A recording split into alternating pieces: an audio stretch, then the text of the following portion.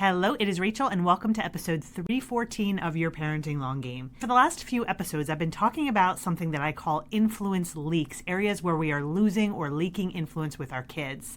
I'm going to talk about one more topic related to influence leaks today. There are actually a lot of ways that we leak influence, but I just wanted to give you a few examples because how we're leaking influence really is personal to each of us. But I am mentioning some of the more common influence leaks because in order for our kids to behave better, we have to be able to give them what they need, which is usually help with skills or strategies. But in order for them to be open to the skills or strategies that they need to feel and act better, we have to be a powerful, positive influence. If we are leaking influence, they're not going to learn the strategies they need, for example, to do their homework with less resistance or brush their teeth or stay in bed with less resistance. If we are not a powerful, positive influence, they won't be open to learning strategies for how to not melt down when things don't go their way, or for how to stop being so controlling or bossy. We need to be a powerful, positive influence if we want to see better behaviors, moods, and attitudes in our home. But unfortunately, both in everyday interactions and even in how we think about our kids, we are unintentionally and often unknowingly leaking our influence. So I've already talked about how we leak influence when we set unrealistic expectations. I also talked about how we leak influence when we are not predictable. Today, I'm going to talk about how we leak influence when we try to have our kids see our point of view before we see their point of view. And we do this, if we're being honest, all the time. So let's say one of your children is mean to their sibling. What we often say when we see a behavior like this is, you can't treat her like that. That is our perspective, and we're trying to convince our child to see things the way we see things. And we're going to lose influence like that if we don't understand what was going on for them. Another example, maybe you have a child and they have piano lessons and they're resistant to doing their lessons. We say something like, but you need to practice. You can't get better if you don't practice. Or you say you knew you had to practice. We talked about it this morning. Again, those are all statements that show our perspective, but they are not getting into the shoes of our children, and we leak influence when we do that. One final example, let's say your child gets upset with the dinner you made. You're likely to say something like, why are you so upset? This isn't a restaurant. I'm not going to make you everything that you want. Or you ate that last week and you didn't get so upset. What is going on? Again, we are seeing things from our perspective and assuming that they should also see things from our perspective, and that leads to an influence leak. And I really want you to think about this, about how you may be doing this on a regular basis. So think about the last time your child did something you didn't want them to. Think about what you said and whether it was showing to them what your point of view was. And then when you recognize that that's probably what you did do, I want you to think about this. Did your child all of a sudden stop what they were doing and say, oh, you're right, Mom or Dad. I'm wrong. I need to change my behavior. Did they stop doing what they were doing just because you told them that what they were doing was wrong from your perspective? My guess is no. And again, that's because telling them that why we are right and they are wrong and why they should see our perspective only decreases our influence. Now, honestly, it does make sense to tell our child what our point of view is, to tell our child why their behavior needs to change. But remember, we need to be a powerful, positive influence in order to motivate better behavior. So it's important to understand why telling them what your point of view is does decrease your influence. And really what's behind all of this is the fact that as humans, it's built into us to need to know we matter. We need to know that we are important. And very likely this goes back to our tribal days where if we didn't matter, if we weren't important, then maybe we could have gotten kicked out of our tribe. And the people who got kicked out of the tribe probably didn't reproduce. So those of us who are still here had ancestors who mattered, who stayed part of a tribe, and who survived. But it is part of our DNA now. And you can think about this using a very easy example. Let's say you, as an adult, are driving along and someone else tries to cut you off. You're going to get very upset, very angry, because when that person tries to cut you off, they're basically saying, I matter more than you do. So again, your brain will compute that as a problem and you will get upset. We do need to know we matter, and we get very upset when we are treated as if we don't matter. And ultimately, when we tell our kids that they need to see things our way, they need to do things the way we want them to, we are telling them that their perspective, their experience, their point of view doesn't matter as much as ours does. So again, let's dive a little bit deeper into that example of a child has to practice an instrument. What you're going to say is likely going to come from your world if they are resistant. You're going to say something like, you have to practice. You knew you'd have to. We talked about it this morning. You might also say something like, if you'd started practicing, we would have been done by now. You may also say, you have to learn how to do things you don't feel like doing. Now, all of those statements are 100% accurate. It isn't an issue that you're not right or that you should not want your child's behavior to improve. It's an issue of you telling them all these things first is just not effective. Now what I'm going to do is I'm going to go into your child's point of view. I'm going to go into the first person so you can hear very likely what a child is thinking when they have to practice piano. And they may likely be thinking something like this to themselves. I have to practice and I know it. And I don't really know why I can't make myself practice. All I know is I think about practicing and I just shut down.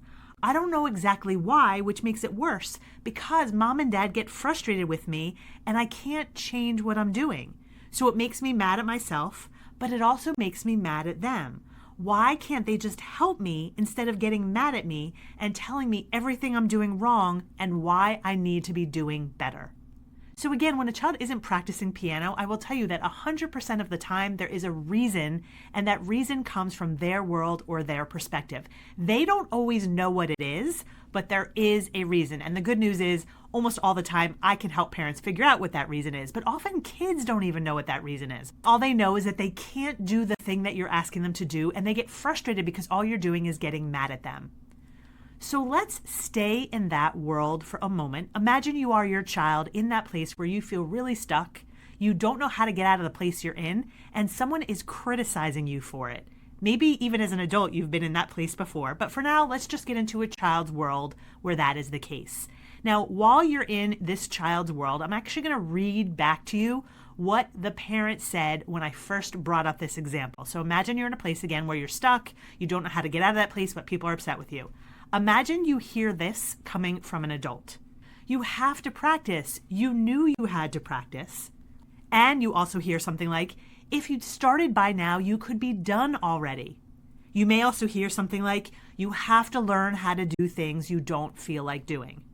Now, when your perspective is you're stuck and you don't want to be judged, but someone is making those comments, are you all of a sudden going to improve your behavior? Are you all of a sudden going to want to listen to that person or even be open to what they're asking you to do? My guess is probably not. Unfortunately, when we tell our kids what our perspective is, instead of getting into their world first, we're not teaching them what they need to be successful. We're not addressing the issue, which in this case is likely a child's what I call avoider brain. An avoider brain is a part of the brain that avoids anything uncomfortable, and a child may not be aware that they have an avoider brain, let alone how to get around an avoider brain. So when we are just telling them what our point of view is, we're not helping them recognize and address their avoider brain. But even more of an issue to me, something that I worry about even more, is that when we are just telling them what our perspective is, what our point of view is, it actually hurts how they feel about themselves, and it hurts our relationship with them. Because when we just tell them why what they're doing is wrong and why they need to change, they start to believe something is wrong with them. You can imagine if a child feels stuck and they don't know why they're unable to practice piano except that they feel really resistant and people are judging them, they're going to start to feel bad about themselves. But they're also going to be resentful of the person that is saying that to them. It's going to put a wedge in the relationship. And chances are it's going to be both of those things happening. They're going to feel bad about themselves and they're going to resent us, and it is going to affect our relationship. So what do we do about this? We're certainly not going to be permissive and say, oh, you don't feel like practicing piano. It's obvious from your behavior, so you don't have to practice piano. That's not what we're going to do. What we're going to do is increase our influence, and I have some suggestions for how to do this. Of course, it's going to depend on you, it's going to depend on your child, but here are some generic suggestions. And all of these will start with you no longer just telling them what is going on from your perspective and why you think they need to change or what they're doing wrong. The first thing you're going to do instead is, in your own mind, shift how you see their behavior. Instead of seeing this as something that needs to change, start to assume best intention. Even if you or they don't know why they're not practicing piano, why they're not doing their homework, why they're freaking out when you tell them no, if you don't know what the reason is, just assume there is a reason and it matters to them. If you think about it, this is true for you. Let's say you yell at your kids, which is not an ideal behavior, There's a reason you yelled at them. You're probably tired. You're probably fed up. You're probably frustrated. There's a reason, not an excuse, but a reason. And when our kids have a behavior that's not ideal, there's a reason for them as well. If you were yelling at your kids, you'd want someone who walked in the room to assume there's a reason you're yelling at them. That's not condoning that you're yelling at them. It's just assuming, oh, wait, maybe this child acted out 5 times and that's why you're yelling. You want to do the same thing for your kids. You want to assume that there is a reason for this behavior. Again, it's not condoning the behavior.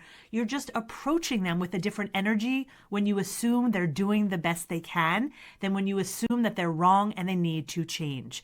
Again, just imagine being on the receiving end of someone walking towards you who's assuming that you're doing something wrong and that you need to change versus someone who's walking towards you assuming that you are doing the best you can. It's a very different energy, and you are going to be more or less open to their influence based on what they're assuming about your behavior. Now, if you want to go beyond assuming best intention, you can start to learn what is under negative behavior. And I've talked about this many, many times on my podcast. Whenever you see negative behavior, moods, or attitudes in children, they're not practicing piano, they're being bossy, they're melting down when they make a mistake, whatever the behavior, mood, or attitude is, it is always a symptom that they have a lot of yuck and they haven't mastered skills. So think about it. When you see a child's negative behavior, mood, or attitude, what could possibly be causing yuck in that situation? You can also think about, are they having a bad day, a bad week? Because that could also lead to negative behavior, moods, and attitudes. And you can also think, what executive functioning skills does it take to do this task? And have they mastered those skills? Chances are the answer is no. When you figure out their yuck and you figure out their skills, you will understand the reason for their behavior. You will actually be able to see their point of view. So now all of a sudden you can see, oh, my child doesn't feel like practicing piano because it's boring. That creates yuck, and they don't have strategies to do something boring. They don't know how to just suck it up and push through something boring. That way you can actually start to see your child's point of view. And the last tip I have for you, whether you're assuming best intention or you're actually dialing into what is causing yuck, is to approach them and state their point of view first. If you are not sure what their point of view is, if you're just trying to assume best intention, then you can approach them with a vague and curious question. You could say something like, hey, what is it like for you when you have to practice piano? Or why don't you want to practice piano? Notice my voice is curious, not judgmental. I'm not saying, why don't you want to practice piano? I'm saying, why don't you want to practice piano? So you could ask them that. Or you could even ask them a question, but give them room to disagree. You could say something like, is practicing piano boring? Or is it something else? So again, you're assuming there's something about it that is hard for them, but you're giving them room to disagree, because if they say, no, that's not it, chances are they're going to tell you what they don't like about it. You may also approach by saying something about what you would feel. You may say something like, I wouldn't want to practice piano because it's boring. Is that true for you? Or you can also say something that you sense in the moment now. You might say, it seems like something about practicing the piano is really hard right now. Even if they say something like, yeah, I just don't feel like doing it, that is information. That is their perspective. And so you'd say something like, yeah, I don't blame you for not wanting to do it. And when you start in their world, that's when you can switch to your world. When you switch to your world, though, you want it to be you and your child against the problem, not you against your child. So you wouldn't say something like, well, we all have to do boring things. That, again, is going into your perspective, into the adult world where they are not at that moment. So what you want to say instead is, yeah, it is kind of boring, or no wonder you don't feel like doing that. Since you have to do it, let's figure out a way to make it less boring, or let's figure out a way to help you get through it. So the problem is that it's boring and you're working with your child against the problem. But very honestly, if you hadn't gotten into their world first, you wouldn't have even known what the problem is. Now, the question might come up, okay, what are those strategies to help them deal with boredom? What are those strategies to help them get through things they don't feel like doing? This is what I describe in my programs when I'm working with parents. I also have podcast episodes that talk about what to do when things are boring. But here's the thing, all of these are strategies. We do need to teach our kids strategies to do the boring thing, to do the thing they don't feel like doing, but they are not going to be open to that strategy if you are not a powerful, positive influence. And that's why you have to start in their world first. So again, raising your influence and motivating better behavior is about not starting in your world, but starting in their world. You can either assume best intention, or you can try to figure out what it is that's going on for them. You can approach them with curiosity and openness to see if what you thought was going on is actually going on. And if you're approaching them in a safe way, usually they will be able to tell you what they don't like. Then you work with them against that problem, giving them strategies, and that's the point at which they're going to be open to learning strategies for doing things they don't feel like doing. And I will tell you, this same strategy is one you want to use when you are talking with adults as well. If you want to influence even an adult, you always want to start in their world first. So let's say you're not on the same page with your spouse. You never want to go up to your spouse and say, hey, you need to do things differently. I learned a new strategy and you need to do that strategy. What you always want to do instead is assume best intention, assume that your spouse or co-parent actually does have good intentions, and the reason they're doing what they're doing is because they love your child also. You can also talk to them about what it's like for them. Start in their world.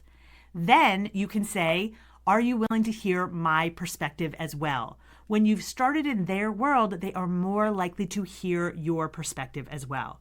So starting in someone else's world increases your influence and makes it much more likely that they're going to be open to what you have to say when you are open to what they have to say. The truth is, if you're not starting in someone else's world, they won't listen to you. They will very likely become resentful of you, and things are going to go downhill pretty quickly. On the other hand, when you start in someone's world, when you assume best intention or try to really figure out what is going on for them, when you work with them on the same team against the problem, your influence is increased. You also teach that other person to trust themselves, which is really important when we're raising kids with big emotions, because they often don't trust themselves, and then their self-esteem decreases. When you start in their world, when you help them see what is going on for them, they start to trust themselves, and they are more open to learning strategies for change when they actually have more confidence in themselves. And of course, they're more likely to trust you. They're more likely to listen to what you have to say and even come to you in the future when they are struggling with emotions or with situations. Then not only are they able to handle challenges better, but they also want to connect with you more even when they're not struggling. That is long game parenting. Now, if you do want to learn more about influence leaks, about where your child may have yuck and where they're missing skills, I do have a free mini assessment for you where you can identify where you are leaking influence and what your child needs to be more successful. Once you've plugged those influence leaks, you can certainly give them what they need. That's where you're going to see more positive behavior, moods, and attitudes in your home. Now, this is the last episode where I'm also going to offer a free 30-minute call that goes with that informal assessment. I will go over the assessment with you, and I'll tell you what the results mean, how they apply to your situation, and what you can do with those results. If you want to know how to find this mini assessment and hop on that call with me, information about that is on my website. The show notes for this episode at rachel-bailey.com/314. Thanks for listening, and I'll see you again soon.